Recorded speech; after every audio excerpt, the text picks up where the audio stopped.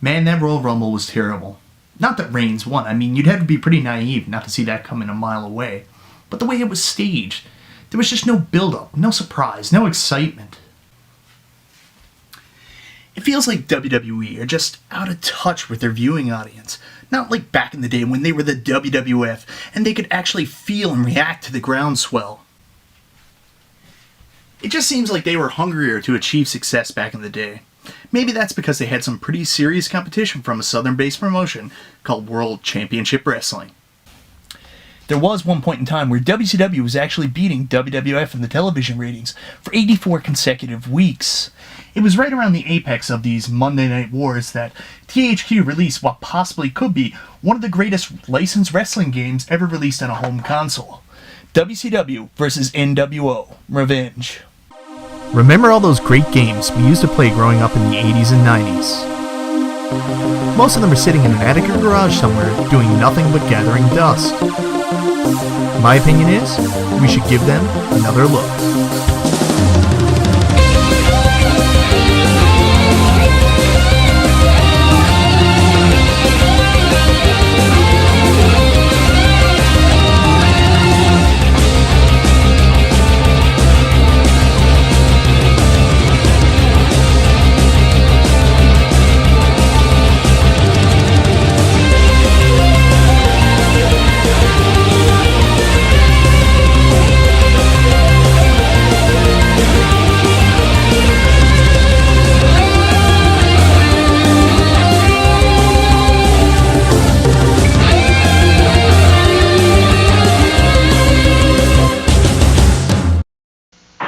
WCW NWO Revenge, only on Nintendo 64.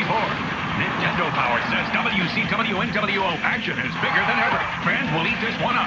Featuring over 60 of WCW and NWO superstars with custom finishes and trademark moves. 4-player Battle Royal mode with double teaming and more weapons than ever before. Get addicted. As most people know, I was a huge wrestling fan growing up, and as a huge fan, all I wanted was that great wrestling game to play at home, and WCW vs. NWO Revenge was it. But I was 18 when it came out. There were a lot of years and a lot of other wrestling games that led to this point. Like many kids growing up with the Nintendo Entertainment System, WrestleMania by Acclaim was the first licensed wrestling game I had at home. This was the first time we could play as our heroes like the Macho Man Randy Savage, Hulk Hogan, or the Honky Tonk Man? Well, he was the greatest Intercontinental Champion of all time. The game was far from perfect though, as the graphics were very basic, the moveset was extremely limited, with no finishing or signature moves, and for some reason, items would bounce across the screen that you could collect. One highlight was that there were some pretty good 8-bit renditions of some themes like Girls and Cars for Strike Force, even though they weren't even in the game. In 1990, Acclaim took over LJN. Yes, that LJN. The company that made the amazing wrestling superstar figures of the mid-80s. I love these things. It was at this time that Acclaim would start releasing all of their WWF-related wrestling games for the Nintendo under the LJN banner. They released 3 more games for the system: WWF WrestleMania Challenge, WWF WrestleMania Steel Cage Challenge, and WWF King of the Ring. All these games made gradual improvements to the framework laid by the original Acclaim release, but still failed to include a competent wrestling engine with distinguishable moves and characteristics for the wrestlers. However, there was a licensed wrestling game on the NES that did try and be more. WCW Wrestling by FCI may not have been as good in terms of presentation, and it certainly wasn't as well known at the time, but it featured a selectable moveset, and get ready for this, finishers. I mean, what is a wrestling game without the signature finishing move of a wrestler? The next step for wrestling games on the 16-bit consoles was a great one, as Acclaim, under the banner LJN, continued to develop WWF games. While not hitting the mark on their first attempt on the SNES with Super WrestleMania, the Sega Genesis version got it right by finally including the wrestlers' finishing moves. This was further improved upon in their next release, Royal Rumble, which I have spoken about in length in a previous review. In short, great roster, with each wrestler's entrance music, and BAM! Finishing moves. My one complaint was that the finishing moves like submissions and moves that led into pinfalls didn't work, and you would have to pin the opponent after the fact. How does a perfect plex not end in a pinfall? It's a perfect plex. Thankfully, this issue was corrected in the very next release, WWF Raw. However, these games always left you wanting for more, as there were only 12 playable characters in each, not counting Rage in the Cage on the Sega CD. FCI did release a WCW game on the Super Nintendo, Super Brawl, but unfortunately it did not come close to competing with either of the WWF releases, and result in the end of FCI's affiliation with the company. Moving on to the Nintendo 64, I was very excited for an upcoming release by THQ called WCW vs. NWO World Tour. It was the first time that we would have a 3D licensed wrestling game at home. I got the game, and I played it, and it was very good, but it just seemed to be missing something. It didn't have that it factor. Thankfully, shortly down the road, THQ's second attempt did. And that brings us to the game I want to talk about today, WCW vs. NWO Revenge. In my opinion, a game that took most of the key elements I was looking for in a wrestling game and delivered a great experience. Right away, the game starts with a very strange intro sequence. What is this? Why is there a truck here? Oh wait, that is the icon Sting blocking off the road. Stuff is about to go down. And strangely enough, that captures the essence of WCW at that time. The game takes place at the height of WCW's popularity in 1997, when there was the tried and true WCW wrestlers opposing two factions of the NWO, and before the dreaded Finger Poke of Doom, which may have been the worst WCW angle of all time. Yes, even worse than making David Arquette the champion. Hey, what can I say? I love Ready to Rumble. Or what? Or I will rule you!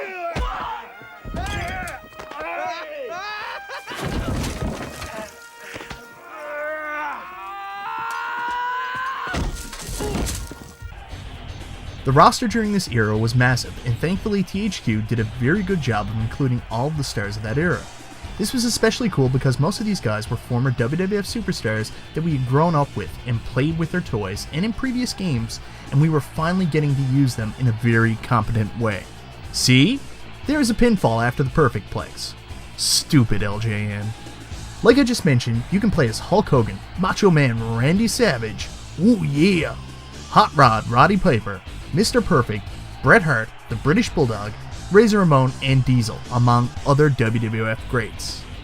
I know they don't have the same names as they did in the WWF in some cases, but you can modify the names if it really bothers you that much. But I'm getting ahead of myself here. Match this with the classic WCW guys like Lex Luger, the Steiner Brothers, a member of the Four Horsemen who should remain nameless, and of course Sting. Honestly, I prefer to use Surfer Sting. The biggest glaring omission from the roster is the Nature Boy.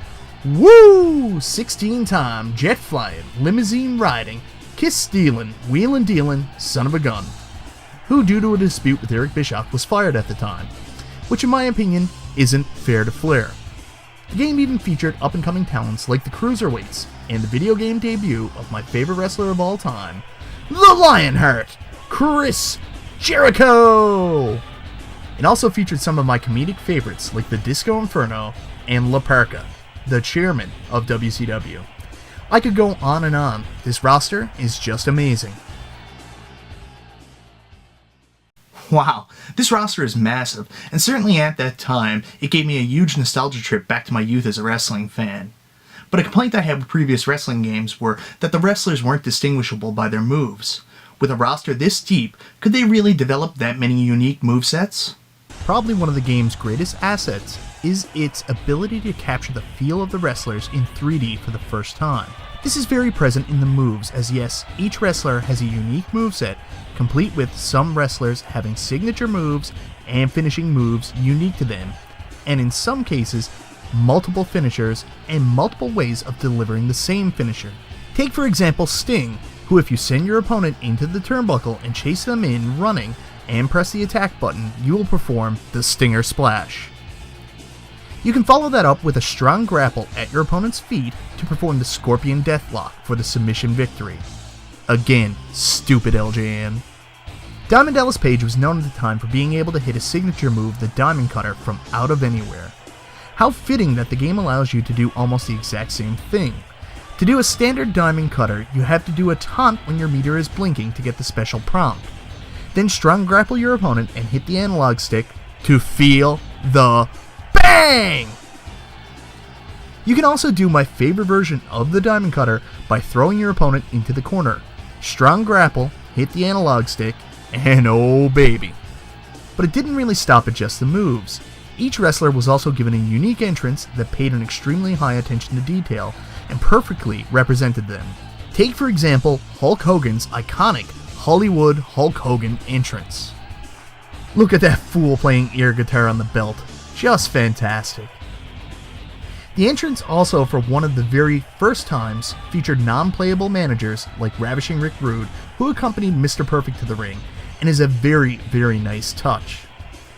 Also, if a wrestler had a specific weapon that they carried to the ring with them, they would start the match with that weapon in a no DQ situation, like here where the Icon Sting has his trademark bat and La Parka has his chair. Sting must have lost that bat before he came to WWE. In-game, the wrestlers also had unique taunts that they could perform by hitting the analog stick that would increase your momentum bar, but it also adds something to the character, and these in most cases were really well done. For example, the Macho Man Randy Savage and Sting both have audio clips of their voices to accompany their signature taunts. I mean, how do you have Macho Man in a game without that distinctive, "Ooh yeah"? Wrestling games have a history of being pretty basic and one-dimensional. You know what I mean. It's the same match in the same arena every single time. But WCW vs. NWO Revenge did a pretty good job at allowing customization for the wrestlers and the matches so that each experience could feel a little bit different. One of my favorite elements that Revenge brought in was choosing the different arena for each match. I know that this is purely an aesthetic element, but hey, it really makes a difference for me. You can choose from multiple arenas, including one from my favorite WCW pay-per-view, Halloween Havoc. Fans of my channel might think that name sounds familiar. What the arena change basically does is give a different backdrop for the entrance and a different ring mat. Maybe just a small change, but it's the small things in wrestling that make all the difference. That leads to the customization of the wrestlers. Each wrestler has 4 different templates that can be chosen between on the player select screen. For example, if you don't like playing as Crow Sting, switch it over to Surfer Sting. This can be further customized in the player option tab, and you can change each of the outfits the 4 versions of the wrestler is wearing. And like I mentioned earlier, you can even change his name if you wanted. In terms of gameplay, you have your basic exhibition match, but there are other gameplay modes. Most notably is the championship mode, where you will play in a gauntlet-style tournament to win a specific championship, much like the title tournaments in Royal Rumble. The cool thing is that the wrestler retains the title and will wear it in exhibition matches as well. One big benefit of winning the championship is that it will unlock a hidden character, such as the living legend, Larry Zbyszko. Probably my favorite mode is the Battle Royale, which actually works more like a Royal Rumble. There are 4 players in the ring at one time, and when one member is eliminated, another wrestler enters. Up to 40 wrestlers can be added to the Battle Royale, and this can be time consuming, but it's also an absolute blast to play with friends. My favorite way to eliminate an opponent is to knock him to the outside, and then grapple him on the ring apron. If you select to throw him using the down C button, you will run him headfirst into the post on his way out. Ha! Fantastic. I said this before, but I'll say it again. It's the little things that truly make a wrestling game special, like the fact that you can grapple a wrestler from almost anywhere, and each situation will create a unique outcome. In a regular match, when you run your opponent headfirst into the post, it will do an instant replay to emphasize how devastating that act truly is. And sometimes it'll even bust the opponent open. That's right, they will be donning the Crimson Mask. I guess I should put that in black and white now. This is a PG show, after all. It truly is just a fantastic game, and one I lost many hours of my life playing growing up. But it's not perfect. It does have some faults that I feel need to be addressed. Right off the bat, I have to address the most glaring omission from the game. Where was Norman Smiley? Just kidding. What is missing is the entrance music for the wrestlers.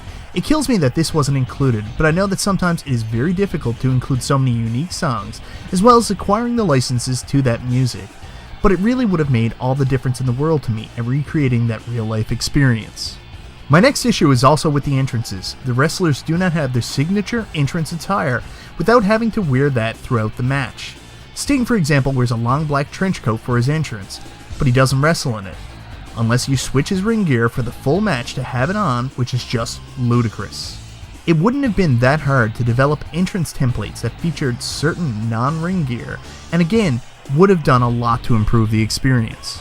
Unfortunately, there are in-game issues as well, like for one, sometimes the wrestlers just seem to bleed into each other, or certain parts of their body become invisible. This would be completely unacceptable by today's standards, but back then, this was a common issue with 3D games, so I can overlook it. The big issue with me is that all the CP wrestlers seem to be inflicted with John Cena-itis. If you don't watch the current product, you probably don't know what I am talking about, but what it means is that it is almost impossible to pin them and not have them kick out at 2. I mean, I just hit the guy with 2 finishing moves right in a row, and nope, he's getting up. But funny enough, you put him in a submission move and it's game over right away. This unnecessary spike in difficulty makes the matches go on for way too long, and it is truly an injustice to not be able to pin someone after hitting a finisher. Unless it's a Mike Awesome ECW match. It kinda makes sense then. Unfortunately, this would be the last time THQ worked on a WCW game, and they would not get a chance to improve upon the errors. WCW would go on to have games made by other publishers, but much like their actual company, the quality of the product would continue to go downhill until it was no longer existent. For hardcore WCW fans, this is the greatest game your company ever produced. If you haven't tried it yet, strongly advise you to give it a shot. It was the greatest ever licensed wrestling home console release, and we could only imagine what would happen if THQ had the opportunity to work on a WWF game. But we all know how that turned out, don't we? In terms of its legacy, I honestly believe WCW vs. NWO wasn't just great for its time. In fact, I believe that it was the basis for every single wrestling game released since, and really the prototype for how a good wrestling game should be made. The best thing is, it's relatively cheap, and for just $5, any wrestling fan with a working N64 can add this game to their collection.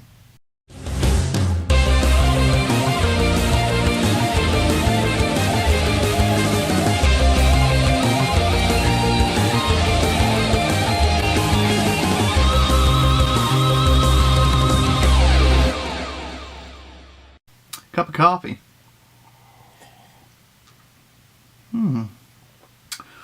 Ooh yeah, a cup of coffee.